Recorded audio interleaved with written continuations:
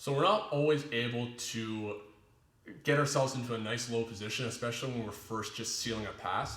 And our opponent is going to be either able to bring their feet into play or especially bringing their knees into play, because that's going to be the shorter range frame for the available space that they have. So if I'm here and I just managed to get by Corey's guard and I'm here and I haven't quite gotten down low, if he's able to lift his hips up and start getting contact with me here, where it's either like the tops of his feet or here it's his shins, more flexibility is required and more space to get my feet on here, but this is obviously really pushed me back. But here, if he's got the knees in, the answer is not to just try and drive straight into them at that point. The next video is going to be going over what we do once this starts to really happen, but what we want to first emphasize is how do we stop the hips from lifting? Because if I can stop Corey's hips from lifting, I really shut down that inversion. See how the hips lift? This lower part of his back is now exposed. It takes a lot more flexibility for somebody to not lift the hips at all. So if I keep my hands, even here, just both hands on the hips at this point, and now if Corey tries to invert, it's going to be very difficult for him to do so. I want to be mindful of how far I'm pushing him away, and obviously his arms can come back into play. So I don't usually recommend just taking your arms and extending out. What you typically see is people using either the head or dropping the cross shoulder. So as I'm here, up at this 45-degree angle, kind of that north-south, rather than being straight on top of them, I'm either going to look to take my head and basically put my forehead down towards like his belly button and frame him here, and then with my spine, now if Corey tries to lift and invert right now, one, I keep my head really low so there's less space for him to get in, because if I go like this, that space between us, he can occupy it. But also now, just like my arms were, creating this frame that as he tries to lift those hips up, very difficult to do so. An even more secure way is going to be dropping that shoulder. So as I'm here, if I just like pass the guard and all of a sudden I'm flying by here, and I know that these legs are coming into play, I'm ducking low, and I'm just dropping my right shoulder all the way down to his hips. My head is coming onto this side of his hips here, blocking the legs, so I know that he can't use some flexibility and throw it around. This arm is still in play, which is what I like about this, that if he's trying to push me down further or anything like that, I can even start to look to isolate an arm now by getting access to that lever, controlling that elbow. So if he tries to pull his arm back at this point, I'm now able to start creating base, pushing away, and looking at isolating, going for the Kimura, exposing the back.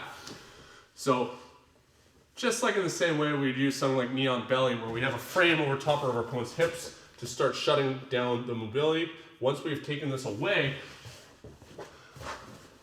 dropping down here. This hand can reach underneath if you want. Sometimes against bigger opponents or people that are extremely flexible, or I know that they're going to be really explosive and I don't have the energy to really try and fight them too long, I'll actually body lock from there. So if Corey was here and he starts to really try and lift his hips up and my arm comes all the way underneath, I might grip my arms together with a gable grip or S grip or butterfly grip and just hold them here. So if Corey tries to move, yeah, this is what Corey does. Corey tries to go up to turtle because he likes to wrestle.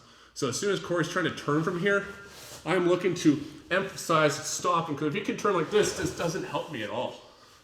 What I need to make sure I do is isolate the hips so as he starts to turn from here, I can grab and I can now break him back down, emphasize putting that shoulder pressure down. And if I needed to, I can even start looking at dropping my hips back down. So if he tries to turn, I can isolate and hold this for a bit, relax. And then once I feel that will kind of get broken down, I can start to look at how do I just isolate and go back, kind of falling back into the more traditional north-south, where I'm going to be able to start breaking down his alignment and looking for submission options. So as soon as you know that those hips are going to start moving, which every good guy will, because they're not going to just give up the guard pass or they're not going to just give up the position, make sure you really hold that down. If we're already here, that's great. It doesn't really matter as much. Just make sure that, like, by me having my chest further down to his hips, there's only going to be a limited amount of range that he can move. If he tries to lift his hips right now and try and get your legs in play, Corey, he can't.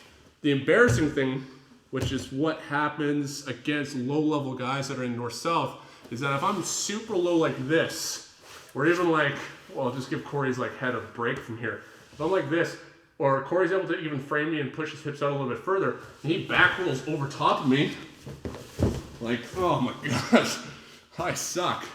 This is an escape. You're gonna see it get taught, and I do it to white belts and blue belts.